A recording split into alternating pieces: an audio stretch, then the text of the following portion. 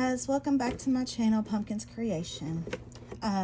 Today is going to be part 1 in multiple steps of making a junk journal.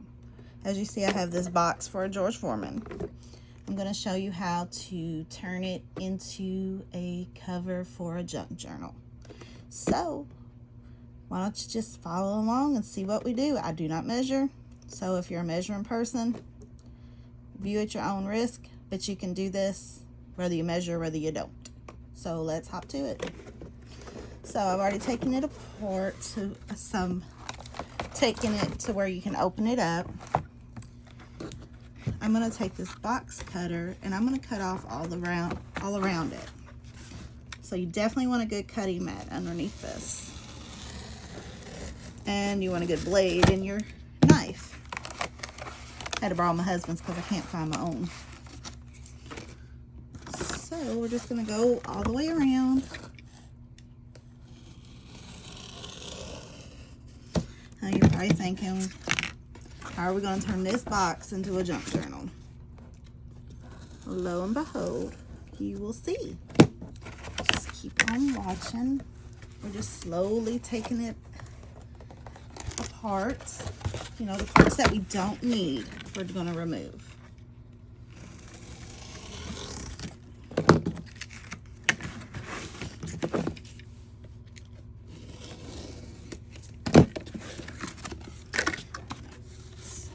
Let's turn this around this way. We're going to cut this part off because we're not going to need it.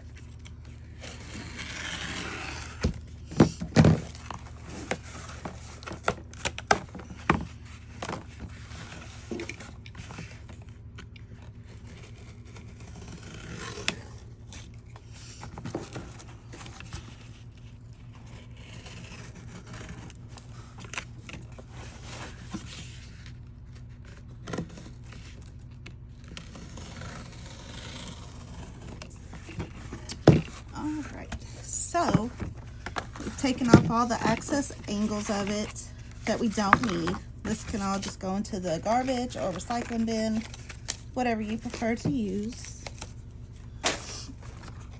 So now we have this. This is going to be our book. And you can do it either way you want it.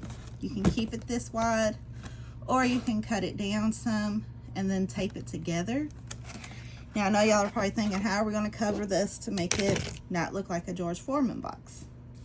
Well, I know that if y'all go to the store and you buy anything with glass, they use this paper to wrap it up with. So I save it. Every time I go, I save it, because this will make an excellent cover for your journal. So with that being said, go on and get your favorite adhesive, which I generally use Fabrifix. It works wonders. Which I learned about Fabrifix from Pam from the Paper Outpost. She is incredible. She's the one that's got me into this journey. So now I'm going to just cut these angles off, and then I'm going to take my glue and I'm going to go all over the back of this box. Use as much as you can because you want it to stick on there pretty good.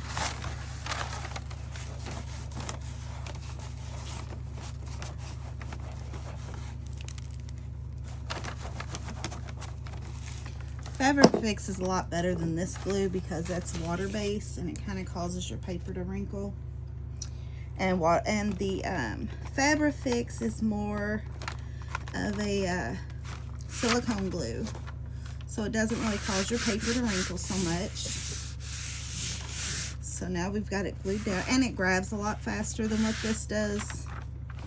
That's the only downside, but it's good glue though.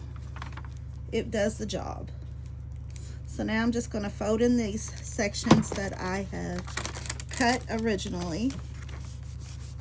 That way it makes it a little easier for it to fold in. As you can see right here, the paper's wrinkling.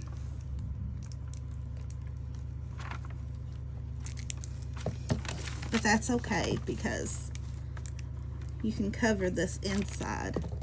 Well, we're going to cover it anyway, so it doesn't really matter.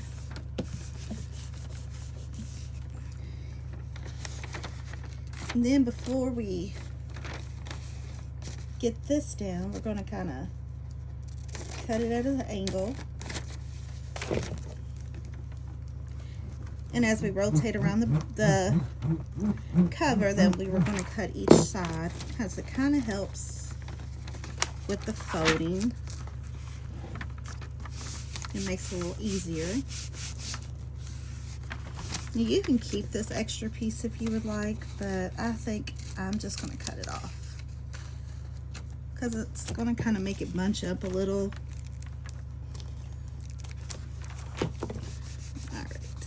So now we're going to go to this side. I'm going to try to just do a little at a time, just so you can kind of see it for how you do it.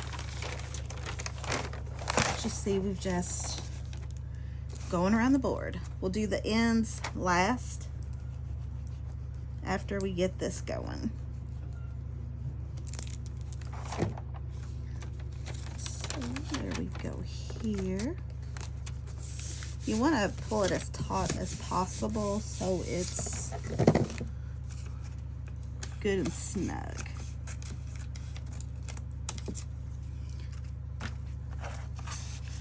Sometimes you got to trim the inside too. This one doesn't have as much on this end, which happens sometimes, but that's okay because it's not going to hurt it none. Because in the end, we are going to cover the inside.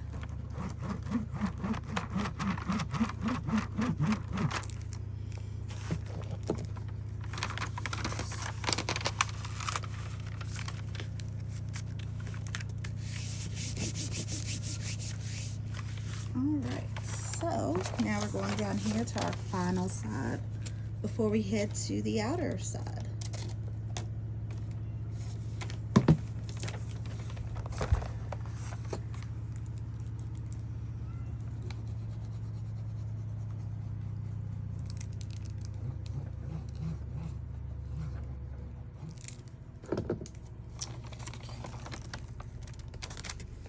There we go.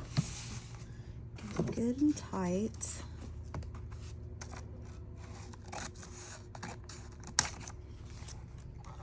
Which, like I said, right here, it doesn't really matter because we're going to cover it up anyway. So, now comes the sides. We're going to start on this side because it is the smallest, and I think I need to cut these off. Like I said, we don't want no excess bulk, which could come from this. So, here we go. Good thing about this is if you don't get those glued down really good, then you have this to kind of support it and keeping it closed. And of course, you get a little bit of glue on you, but hey, glue never hurt nobody. I don't really have anything to wipe my hands on, but it'll be all right. Just glue, glue, and glue. Just want to put a little bit here.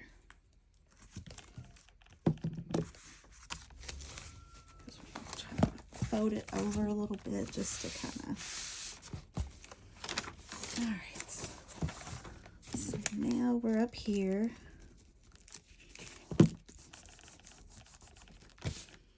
And we're gonna add our glue.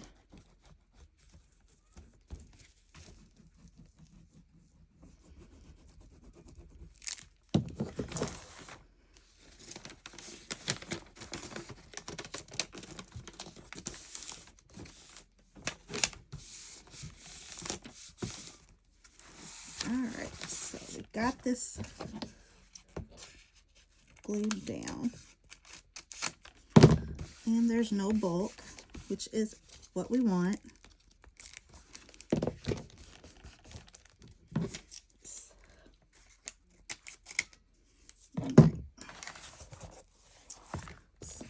Now we're just going to add a little bit of glue.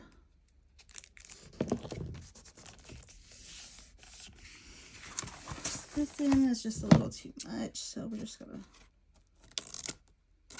cut that right off of there. And then cut this part off.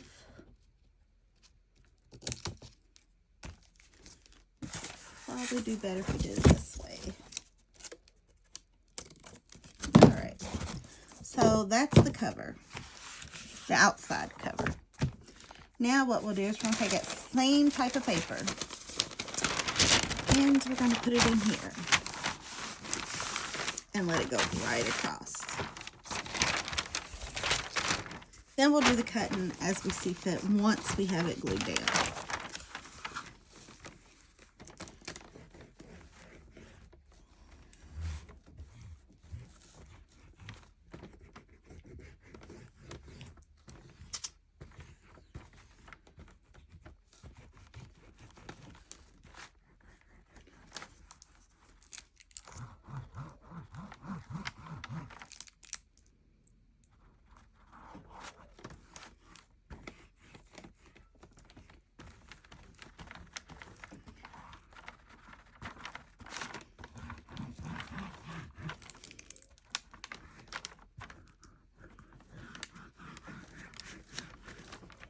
You can also use some spray adhesive if you like that.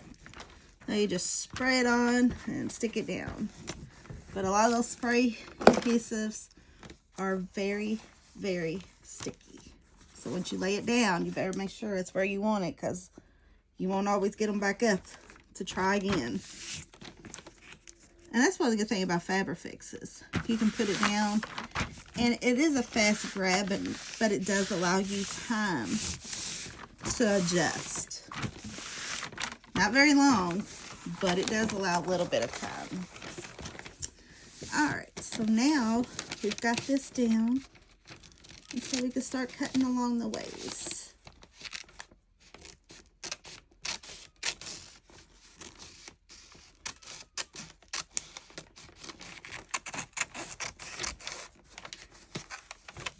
We'll get to that here in a minute.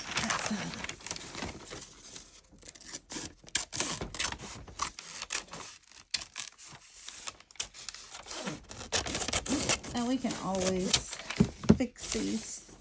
Right now we're just trying to get the bulk of it off.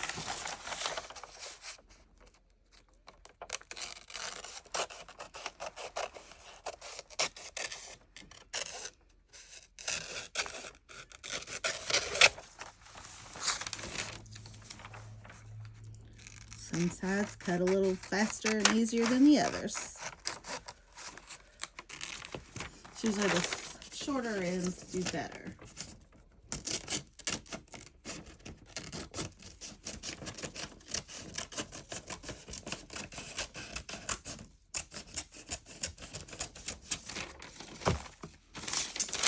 And I'm sorry, I know sometimes this gets out of a frame of what I'm doing, but I'm just cutting these off.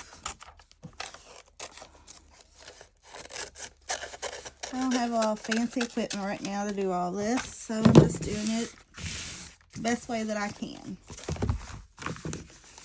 And it doesn't hurt to have a little bone folder to go down into the crease of it, but you don't really want to tear your paper because it can happen.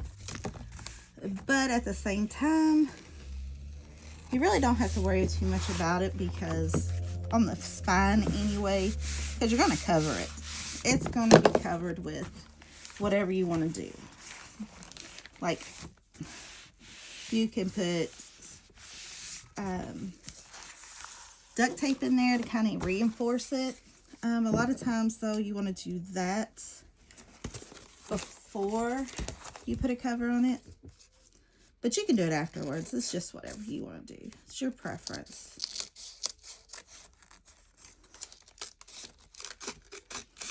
So here I am just going in and just kind of trying to get this off of here. Sometimes you have to go in with this little guy here to kind of get it good. to get close without tearing it. And it does work wonders.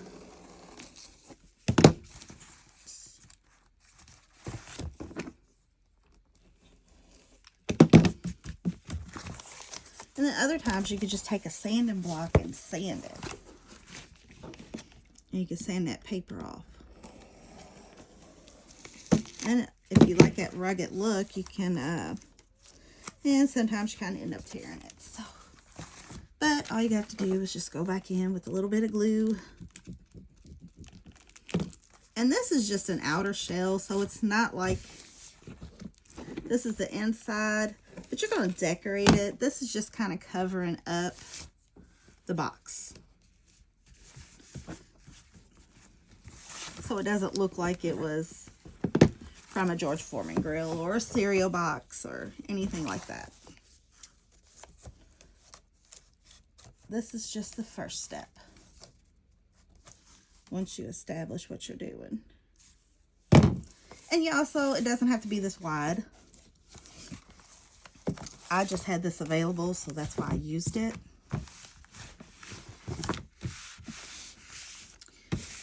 And that is how you cover a box to turn it into a junk journal.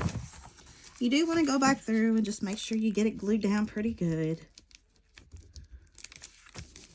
so that way it's not coming up and all that good stuff.